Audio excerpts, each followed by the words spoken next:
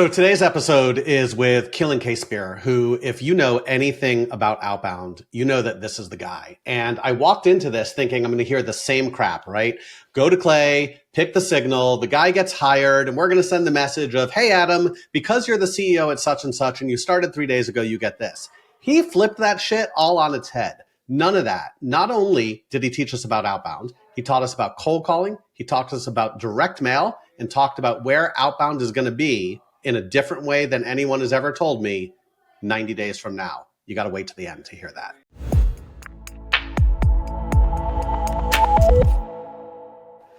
Welcome back to the Bridge the Gap podcast powered by Revenue Reimagined. We have Kellen Csebeer with us today, who is the founder of the Deal Lab, which is a GTM agency specializing in outbound sales and revenue strategy. No, we're not talking outbound at scale. We're not talking thousands and thousands of emails.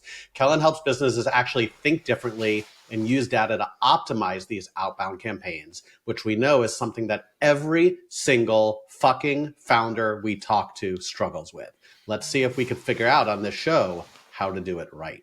Kellen, thanks for joining, man. Yeah, that's a great intro. I'm excited for this one. I listen, everyone says it. If I do nothing else good on this damn show, I could do an intro that you could take anywhere. Yeah, amen. I mean, I think that's got to be the best that I've It's the reason Dale keeps me around. Yeah, I guess that's the only reason why we keep him around. Kellen, so it's very interesting. We talk with so many founders, so many companies that always talk about outbound. They want inbound. They don't get as much inbound. But what are like the top three things that you hear about that people struggle with from an outbound perspective?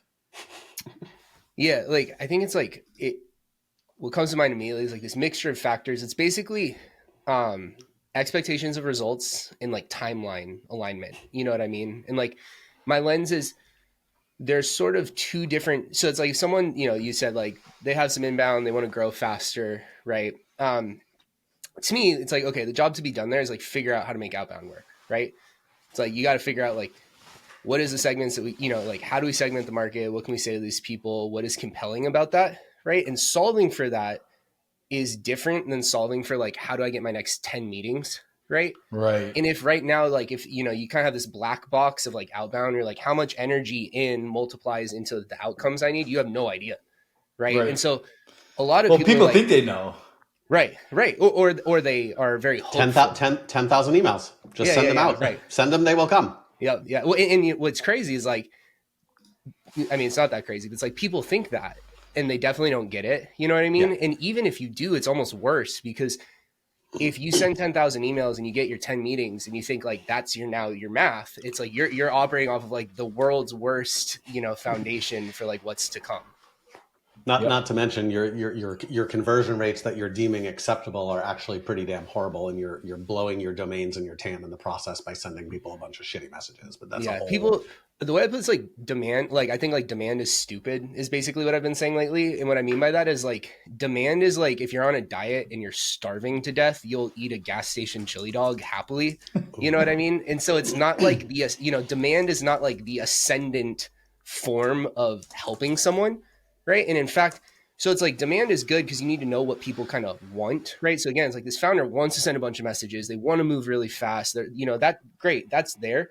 But if you just appease that, the likelihood that like that demand leads to where you're trying to go, it's basically zero. You know what I mean? It's transactional. It's desperation. Another visual is like someone who's lit on fire is not maximizing every motion to become not on fire. They're flailing because they have the demand to be not on fire anymore. And it like overwrites our ability to like cognitively control ourselves and do intelligent things. I love that visual. And I think that's a very good way of looking at it. And I think that's very real. But I think what I certainly see in founders we're working with, everyone struggles with outbound, right? Like everyone we talk to wants more pipeline. And to get more pipeline, we have to do more outbound. And to get more outbound, we have to talk to more people. So let's spin up, whether it's an agency or ourselves, let's go to Instantly. Let's spin up 200 domains. Let's go to Clay. We're going to pull in the same 6 signals that everyone else does and send out, hey, Dale, saw that you recently, were on the Revenue Reimagined podcast and loved how you spoke about outbound. Because you're a CEO, you must be struggling with this and I could help. It's not different anymore, correct, right? Like it's the same shit over and over again. But I find that founders are uncomfortable with experimentation because they don't know if it will work. and you touched on it as well, how long, like what are the results and what's a reasonable time frame for these results?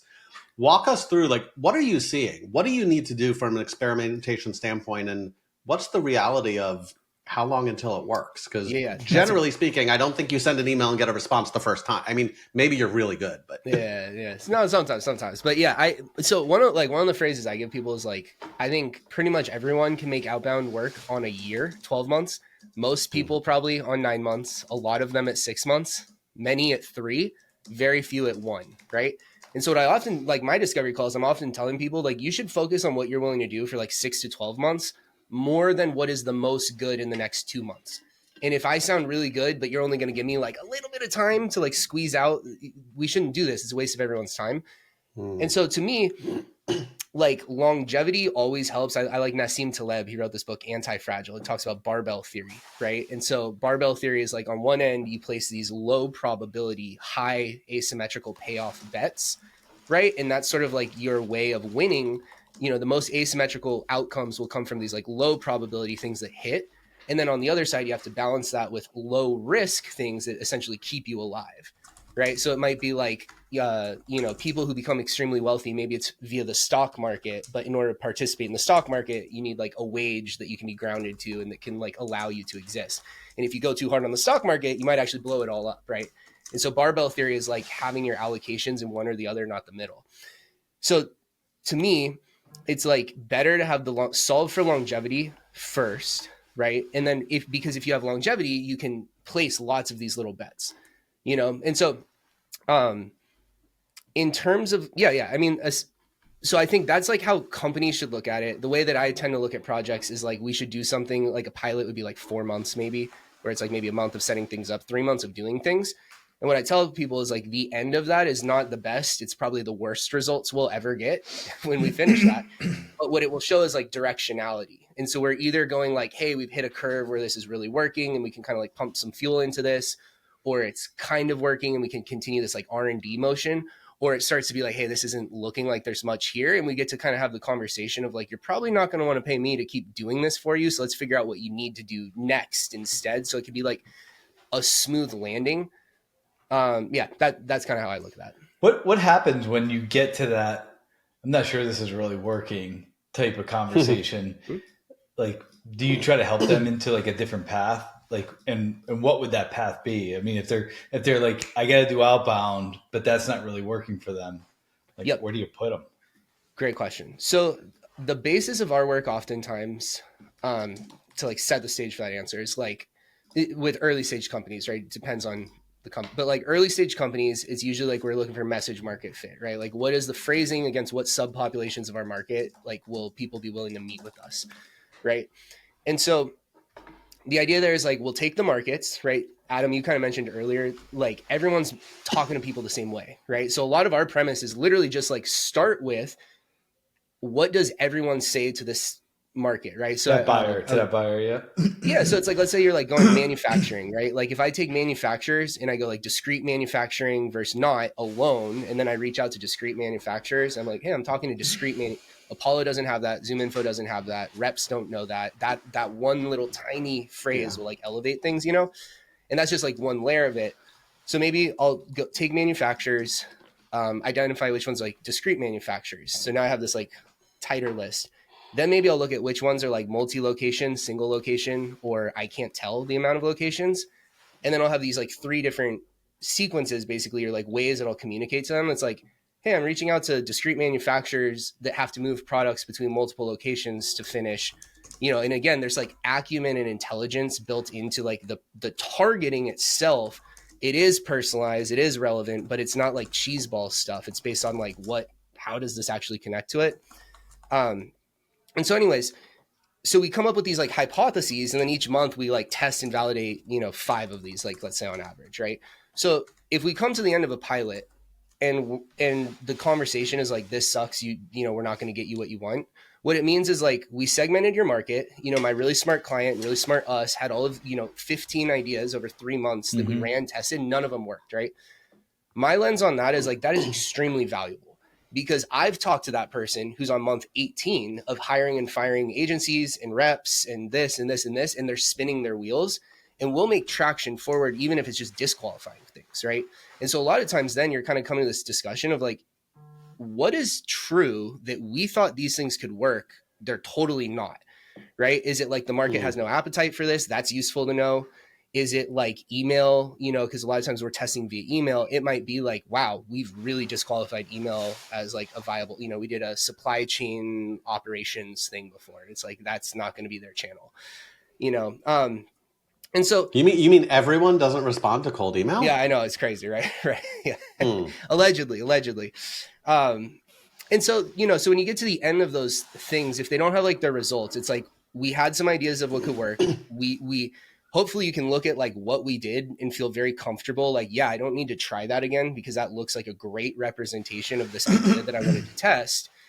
And then there's like, you know, and it's kind of like, what are the next hypotheses, you know? And sometimes it's like, hey, you need to like call these people. There's some markets that are like not that elastic to outbound in general, right? Like, I think that's another thing people don't really realize is like the market exists without us and they have behaviors without us. Like vendors aren't owed these conversations. So you might like segment it perfectly, say a very compelling argument. That doesn't mean they're going to do anything. You know what I mean? So sometimes you just unearth like this market is not going to trust you at face value with this idea. What do you do once you get to that place? Is it like go knock on doors? Like, do we go back to like snail mail and like get in front of people? Like if the outbound email is not working. Yeah. A lot of times people open snail mail. We've done some snail mail. We've done some of that stuff. In the right industry, it actually does work. Yeah. We, to me, the question that I ask my clients is like, it's sort of like we need to define what a win is from that environment, right? Because again, it's like, are we looking for the next one customer to be a design partner? Are we looking for the next 10 customers to get like a seed raise?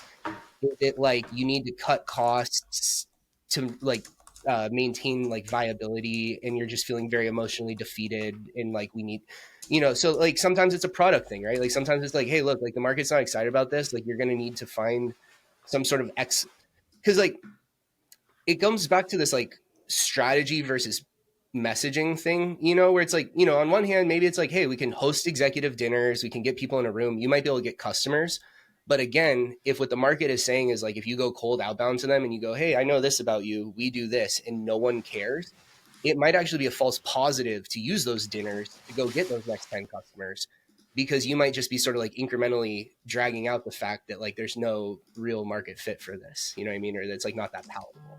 So it kind of depends on like, you know, sometimes you have a tech founder that's like, I'm gonna ride this thing out, you know, till the day I die. And it's like, awesome, let's go figure out what that looks like. Other times people want you to be like, could you please just tell me this doesn't work so I can stop trying to do this or something like that. I think that's important too. Like saying was not going to work. I think anyone listening to this should send Adam like snail mail and see what he opens first, snail mail or email. I'm totally down for it. We all know it's going to be email because I have a CD and I have to open it the second I get it. Well, you just delete it. Bubbles. If it looks like spam, you're right. I do just delete it. I think. Listen, I am not the ICP for snail mail, but I do think, and we've talked about this, Kellen, with other folks like Dale Dupree, and there's ways to stand out. Like I do think snail mail works in the right space, barring that you're not sending the same, 5x7 card that everyone else is sending. Like it's just like email. How do you stand out from the noise? If you send me the pressure cleaning guy that I get from someone else every week in my email box, it's not going to work. Yep. Do something different. It is. You've been doing this a hot minute. How did you get into this? How did you say, like, this is what I want to focus on? Because I looked at your LinkedIn, like, normally, I'll say that the clay experts, if you will, it's like, oh, I've been head of outbound at 9 different places. Or, I was VP of growth and I just got tired of all the bullshit. Like, your background's not that. Yeah. What made you say, like, man, I want to help people do outbound? Yeah. So... okay, so there's a number of things, right? The first thing is like when I was 5 years old, I asked my dad, what's a job where you make a lot of money, right? And he goes, there's one job in the world where you choose how much money you make. It's sales. And so as a little kid, always knew it was going to be sales, right? I dropped out of high school as a freshman, started working full time and going to community college. I put myself through San Francisco State. I got like my first SDR job, right? I'd been running my own like trade business. I thirded my money to get into like tech sales, super excited about it. Walked in day one. They're like, your director quit. There's no manager on the team. Copy paste this message. Good luck. Yep. Right. No one wants to be here. Right. I walked in day one wanting to be there, knowing more than and like not really like knowing more, you know, but like it wasn't the like welcome to, it, you know, I was expecting like welcome to the big leagues, like who's calling my name so I can walk out, you know. It's like I walked in a suit and they're like, why are you wearing this, you dork, you know. And so like I walked in, it's like, oh, okay, right. And I kind of like chipped away in that job for a little while. I sold myself into a full cycle AE job, not you know, that paid me a bunch more, super exciting, not realizing that like outsource HR, small business, full cycle AE is not going to be the most fun role in the world. And so again, I was like working really hard, not necessarily like the best. And I was only like, okay, like, I don't know, I worked hard, I was fine. So then I got into a startup company during COVID where like I, again, like kneecapped my pay in order to go do something really exciting. And that's where I got to kind of learn about like startups and like kind of, you know, we were like pre-product. And so I got to kind of take this idea of like, what is the idea of what we do and like outbound that to the market and like connect that way, you know. And that was like really fun and felt kind of like it was this like creative unlock. And so it's funny though, because like my background was like an account-based sales guy. Like I was like, I was a cold caller. I'm a communicator. I'm like a one-to-one guy. Like I go, you know, do my research and stuff. I worked for Joey Gilkey for a little bit as a fractional head of sales, or like fractional VP of sales at his old revenue agency. And so I was building outbound sales teams as like an embedded consultant. And we were like hiring and tech stack and strategy and process. And we would do this like 6-month, 120K offer where we were like building an outbound sales program basically. And what I saw doing that was like 2/3 of the clients, it would just go great if they could, like if pipeline generation was like relatively straightforward. And when pipeline generation isn't straightforward, it was a nightmare because the offer we were selling, maybe 1/10 of it was centric on like cold call, cold email, but that could block the entire success of things. Right. And so what I realized was like, oh, there's this like opportunity to basically test and validate, will pipeline generation be, you know, like super difficult or not before people go spend 120 grand plus hire plus tech stack to like stand up these programs. Right. And so day one was like test and validate messaging. That's it. And then over time, it's expanded into being like a little more infrastructural with teams, a little bit more like data operations, a little RevOpsy. And like we're good at the kind of positioning stuff that it's like if we can justify the spend on some of the more like operational things, then we get to like participate in the strategy stuff in a way that like the standard cold email agency gets fired if their results aren't there right away, where we don't want to only live and die by like cold email results. We want to be helping design the system and we can just operate this like slice of it. You know what I mean? So I kind of like stumbled into it. Let's face it, y'all. Hiring sales talent is a real pain in the ass. Getting A players is key to bridging your go-to-market gap, but it's harder than ever. If you're not actively engaging passive talent, you don't stand a damn chance. That's why at Revenue Reimagined, we trust our partners at Pursuit to help our clients find the best talent fast. If you're looking to strengthen your sales team, go check them out at pursuitsalessolutions.com. People buy from people. That's why companies who invest in meaningful connections win. The best part? Gifting doesn't have to be expensive to drive results, just thoughtful. Sendoso's intelligent gifting platform is designed to boost personalized engagement throughout the entire sales process. Trust me, I led sales for a Sendoso competitor, and I could tell you, no one does gifting better than Sendoso. If you're looking for a proven way to win and retain more customers, visit sendoso.com. It's I love the story about, you know, full cycle AE, not what most people think it is. Yeah.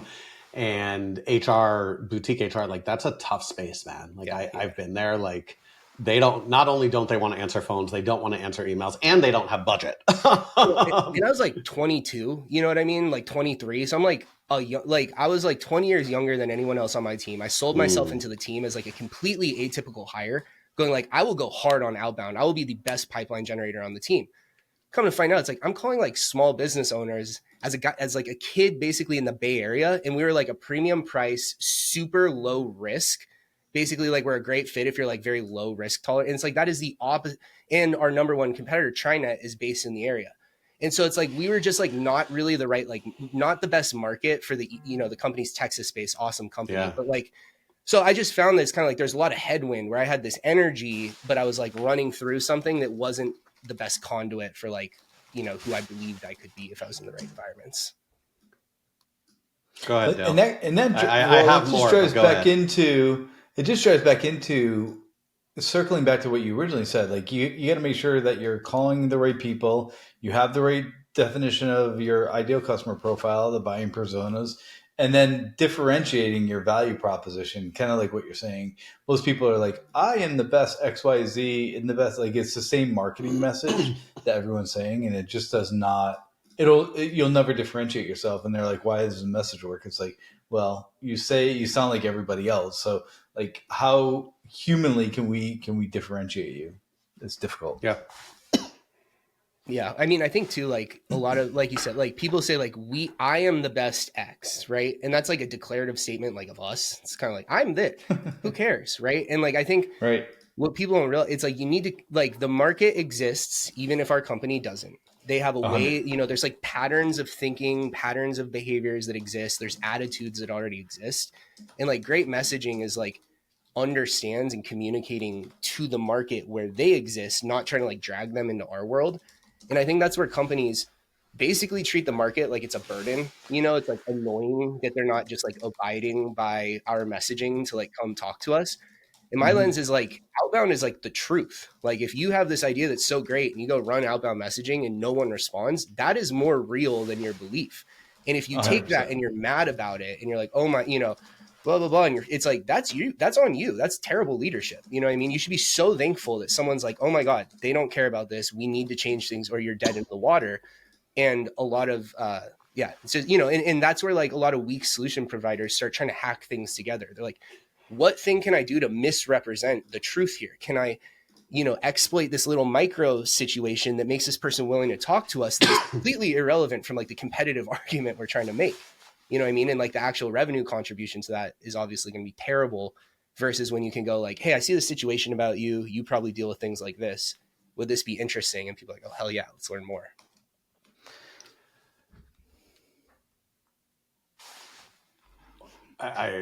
There's so many different things I want to go to.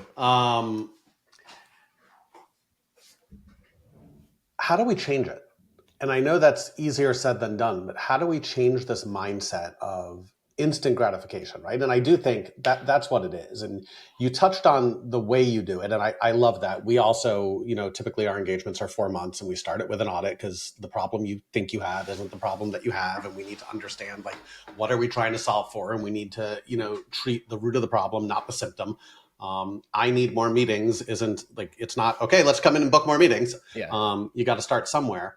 How do we change this mindset? And I do think it runs across very early founders who are looking for message market fit all the way up to we're working with $100 million company that's struggling with the same problems. And it's the same mindset. How do you change it of like, it's not instant gratification? Yeah, I think like, to me, a big piece of it, it's like this weird thing where like people have this need or like this pain, they're trying to solve something, but like to me it's like trust. Like there's a complete lack of like trust where it's essentially like people know they have a problem, but they're so hesitant and worried about the solution market, and like rightfully so, because the solution market, you know, it's like I don't endorse most agency businesses, right? Like, you know what I mean? It's like you wouldn't, and so it's like I can't. So I think the problem is like people, you know, you're some VP, you've talked to 10 people who say they can do something, you don't believe any of them. I think they start to kind of like generalize this stuff to themselves, or it's just like, this can't be useful, you know? And I think it's what, you know, I mean, and even like the solution side of the market, like I see a lot of people purposefully injecting like anxiety and chaos, you know, they're like inflating how bad things are, and they're like misrepresenting, you know, and all. Got to get those clicks. Got to get those impressions. Right. And so what happens is you have these people whose like mind is just scrambled. They're like, I have no idea. They're like, one guy that seems kind of reputable says like, this is God's gift to go to market. The other guy's telling me like, if I use this, like my entire business is going to fail. They're like, I don't really know. I just want this. Because like what I've found is when I'm embedded with someone, and you know, it's like, give me 3 calls with someone, and by the end of that, they're like open book, let's talk about anything. And what's hard is like the upfront of that. And buyers are kind of trained to have this like, man, let's really vet this and let's like let's see if we can poke holes. And that's like not how you would, it's like if you're like going on a first date with someone, you're not sitting there like, where's the gotcha in the situation? You're kind of like kindling this thing and you foster it, and over time it grows into this thing, and kind of maybe like despite some of the weaknesses, there's like these good things that can happen. And it's like, if you're just looking at the world, like, is there anything imperfect about this? Could anything go wrong? Is there risk in the situation? The answer is 100% yes, every single time. And I think like the orientation towards bad things versus like winning is like really gets in people's way. So it's like, and that's why, again, it's like, I understand if you're in a situation where you can't spend 6 months worth of this to do this. That's why what's most important is like, have a plan you're excited about that you can continue executing for some period of time to actually yield benefit out of it, versus like 45 days of net new thing got, every 30 days or whatever. Yeah. And I think that, I think the challenge is we as a community have done it to ourselves, right? Because there are bad actors. There's a lot of bad actors in the consulting agency world that are only looking for the monetary aspect of it and not for like the true result oriented aspect of it. And I think then the buyer by definition starts getting like defensive. And so like that trust part of it, the trust proxy that you're talking about in the beginning of that conversation is super important. And like that was, to me, you only get that through iteration over time. That's why your best customers are probably people that are, brought to you, you're recommended. Like if you're trying to find people cold outbound even for your own services, it's not going to be as good as the people that are like, Kellen is like the shit and he's going to get stuff done for you. And like, but he also may be totally honest with you in 3 months to be like, this isn't going to work. And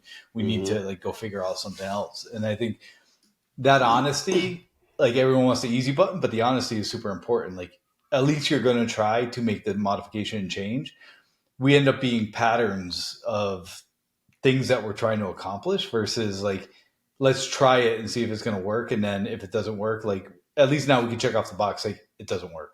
Yeah. Yeah. Cause I even think on the solution side, like a lot of people, even like solution providers often like orient, like if you're like a lead gen agency, you're like, we'll get you 10 to 20 meetings, right? Well, let's say like you run your thing and you get 3 meetings, right? Like one lens on that is like, we didn't hit the goal, right? But the truth is that founder probably needs help more than the person who you walk in and you hit 20. And the problem is, the solution market doesn't want to work with the person who only gets 3 because they think they're not worth it. And maybe they're not. The founders in those situations who know they kind of have like a little bit of a dicey situation are the ones who are like, we're looking for guarantees. And it's like, what are you talking about? Like there's no guarantee for anyone in this situation. We get that almost every engagement, Kellen. The first question is, so we're going to spend X on you. What's the exact ROI we're going to get, and how much more revenue are we going to close if we work with you? Yeah.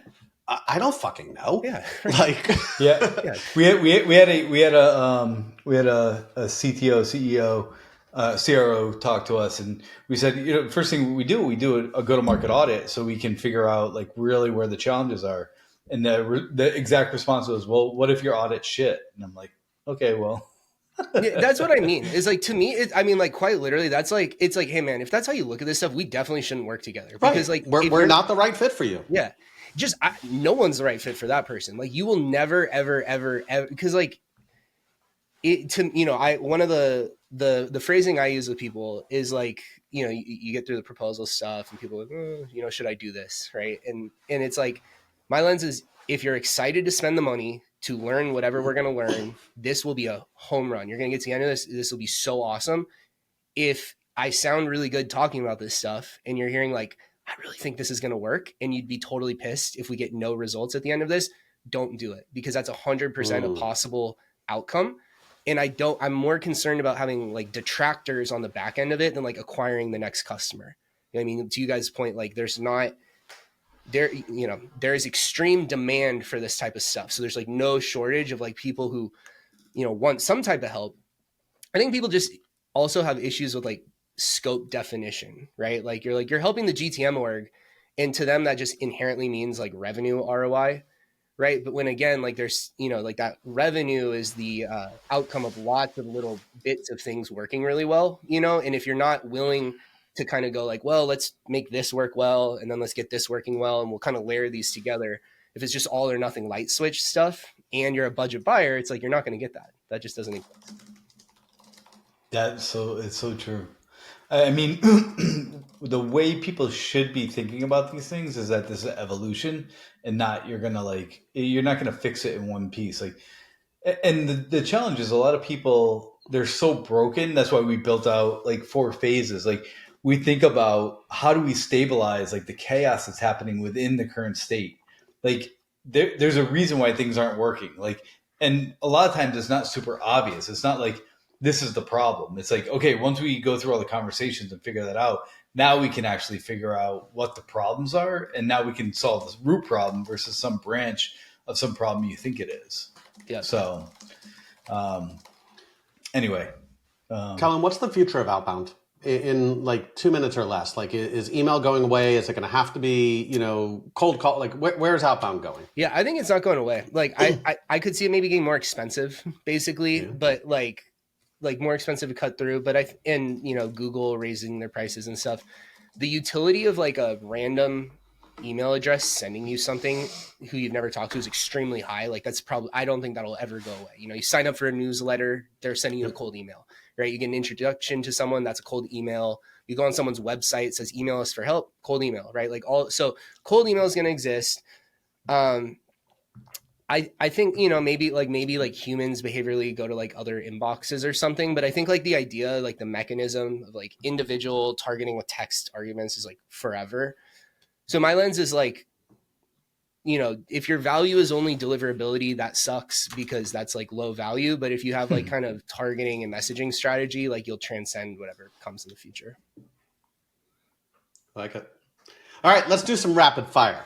Let's have a little bit of fun. What's the hardest leadership lesson that you've learned since going out on your own? God, all of them. Okay, so for me, I would say like you can't do it all. I'm like, I want to be a hero. I'm the guy. It's like, yep, I'll get that to you by the end of today. I'll get that to you tomorrow. And it's Dale and I were just having this conversation. Yeah. So I think it's just like, I care a lot. And so, but like, it doesn't serve. It sucks when you let people down who you're trying to help. You know what I mean? And so I think that's the hardest thing, where you have like these really great intentions. You have people that are very rightfully frustrated at you, and you're like, that is my fault. That to me is the things that I just like, I don't know, it feels like building falling on me. What's a piece of advice that you gave in the past that now you completely disagree with? Oh, that's a funny one. One of them is like, I would just say using multi-channel to test messaging, honestly. And what I mean by that is like, I think it's like we complicate what it looks like to test things. And there's like phone conversations, what converts via verbal conversation is different than like, it's a lot of like emotional transmission where like text is like almost purely logical based.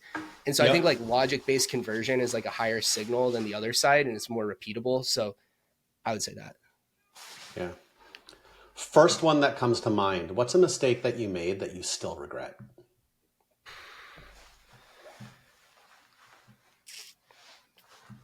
Ooh, that's tough.